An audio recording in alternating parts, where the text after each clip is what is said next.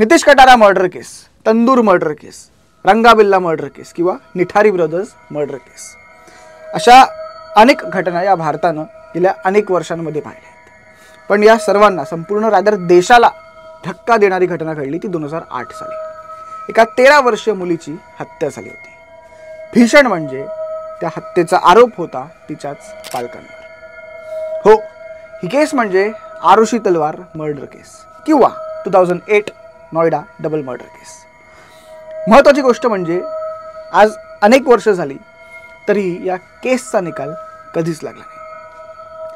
आणि आज या केसची आठवण होते. त्याचं कारण म्हणजे आज 16 वर्षांनी पुन्हा एकदा असाच एक प्रकार घडलाय.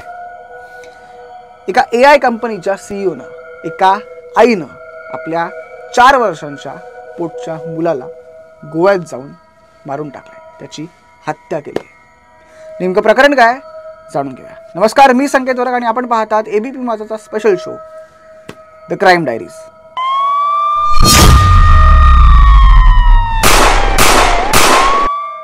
सूचना सेठ, बँगलोरच्या एका नामांकित AI कंपनीची CEO. सूचना सेठ ही मूळची पश्चिम बंगालची, पण तिला सुरुवातीपासूनच काहीतरी मोठं करायचं होतं आणि त्यासाठी तिने आधार घेतला शिक्षणाचा.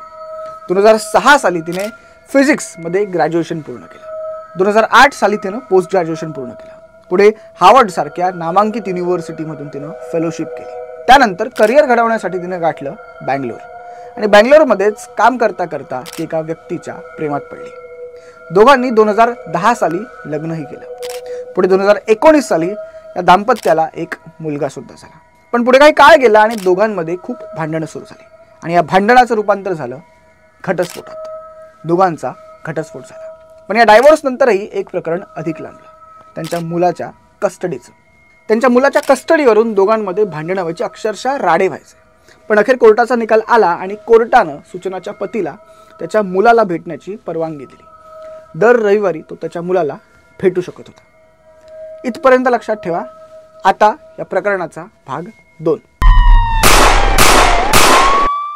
तारीख 6 जानेवारी 2024, दिवस शनिवार. सूचना सेठ तिच्या 4 वर्षाच्या मुलाला घेऊन कामाच्या बहाण्यानं बँगलोरहून गोव्याला पोहोचली. 6 जानेवारीला तिनं गोव्याच्या कॅन्डोलिममधील एका हॉटेलमध्ये चेक इन केलं. पुढचे 3 दिवस सूचना तिथंच होती. आता पुढच्याच दिवशी म्हणजे 7 जानेवारी रोजी सूचनाला तिच्या पतीचा फोन आला. रमण वेंकट हे सध्या इंडोनेशियाला असतात. मुलाला भेटण्याची परमिशन मिळाली तरी ते भेटू शकत नव्हते आणि त्याचमुळे त्यांनी रविवारी आपल्या मुलासह व्हिडिओ कॉलवर संवाद साधला. इथपर्यंत सगळं ठीक होतं. आता दिवस 3, तारीख 9 जानेवारी, दिवस सोमवार. सूचनाने खाली हॉटेलच्या रिसेप्शनला खाली फोन केला आणि बँगलोरसाठी एक टॅक्सी बुक करायला सांगितली. आता हॉटेलच्या स्टाफने तिला विमान प्रवासाचा सल्ला दिला, पण ती आपल्या बाय रोड प्रवासावर ठाम होती. अखेर काही काळ गेला आणि 30,000 रुपयांच्या भाड्यानं एक टॅक्सी बुक झाली. सूचना खाली आली, तिनं चेकआउट केलं आणि टॅक्सीत बसली. सुरू झाला सूचनाचा बँगलोर प्रवास.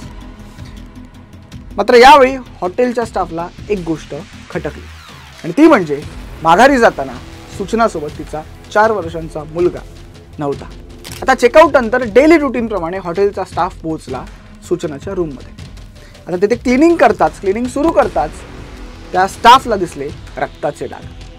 त्यांनी तात्काळ पोलिसांना फोन केला आणि पोलीसही कामाला लागले. टॅक्सी हॉटेलनं बुक केली होती, त्यामुळे त्यांच्याकडे ड्रायव्हरचा नंबर होताच. पोलिसांनी सूचनाला फोन न करता थेट टॅक्सी चालकाला फोन केला. त्या फोनवरून पोलिसांनी सूचनासह संवाद साधला. आता सूचनाला तिच्या मुलाबद्दल विचारताच तिनं म्हटलं की आपला मुलगा आपल्या मित्राच्या घरी आहे आणि पोलिसांना त्या मित्राचा पत्ता पाठवला.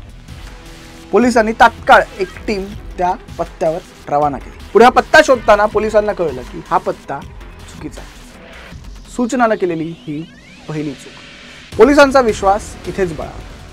त्यानं पुन्हा एकदा त्या टॅक्सी चालकाला फोन केला आणि त्यांनी फोन उचलताच त्याला सावध राहायला सांगितलं. पोलिसांनी पुढचं संभाषण हे कोकणी भाषेत केलं आणि त्या चालकाला, त्या ड्रायव्हरला सगळी परिस्थिती नीट समजावून सांगितली. पोलिसांनी एक प्लॅन आखला आणि त्याचं लोकेशन पाहून ती टॅक्सी थेट कर्नाटकच्या चित्रदुर्ग पोलीस स्टेशनमध्ये घेऊन जाण्याच्या त्या चालकाला सूचना दिली. तिथे चित्रदुर्ग पोलीस स्टेशनचे पोलीस अधिकारी सुद्धा सज्ज होते. टॅक्सी पोलीस स्टेशनमध्ये जाताच पोलिसांनी सूचनाला ताब्यात घेतलं तिची झाडाझडती सुरू झाली आणि तिची एक बॅग उघडताच पोलीसही चक्रावले, थक्क झाले. त्या बॅगेत होता सूचनाच्या 4 वर्षीय मुलाचा मृतदेह, डेड बॉडी. पोलिसांनी तात्काळ सूचनाला अटक केली आणि चौकशी सुरू झाली. ही बातमी वाऱ्यासारखी पसरली. मर्डर का केला याचे अनेक नॅरेटिव्ह आहेत. त्यातील एक नॅरेटिव्ह म्हणजे कोर्टानं तिच्या पतीला त्यांच्या मुलाला भेटण्याची परवानगी दिली होती आणि त्याच रागात ही हत्या झाल्याचा एक तर्क आहे. आणखी एक नॅरेटिव्ह म्हणजे एक्स्ट्रा मॅरिटल अफेअरचा नॅरेटिव्ह, पण त्यातही ठोस असं काहीच नाही आहे. पण हो, एक महत्त्वाची गोष्ट म्हणजे सूचना सेठच्या म्हणण्यानुसार तिनं तिच्या मुलाला झोपण्याआधी कफ सिरप दिलं होतं आणि त्या कफ सिरपचा ओव्हरडोस झाला. तिचा मुलगा उठलाच नाही. पण दुसरीकडे पोस्टमॉर्टम रिपोर्टमध्ये मुलाचा मृत्यू उशी किंवा ब्लँकेटनं तोंड दाबून झाल्याचं समोर आलेलं. पण हो, जर हत्या ही उशी किंवा ब्लँकेटनं तोंड दाबून झालेली असेल तर प्रश्न असाही पडतो की मग हॉटेलमध्ये सापडलेलं किंवा हॉटेलमध्ये आढळलेलं ते रक्त ते कुणाचं? तर ते रक्त होतं सूचना सेठचं. पोलिसांचं म्हणणं आहे की तिने सुद्धा हाताची नस कापून आत्महत्या करण्याचा प्रयत्न केला असावा, हा अंदाज आहे.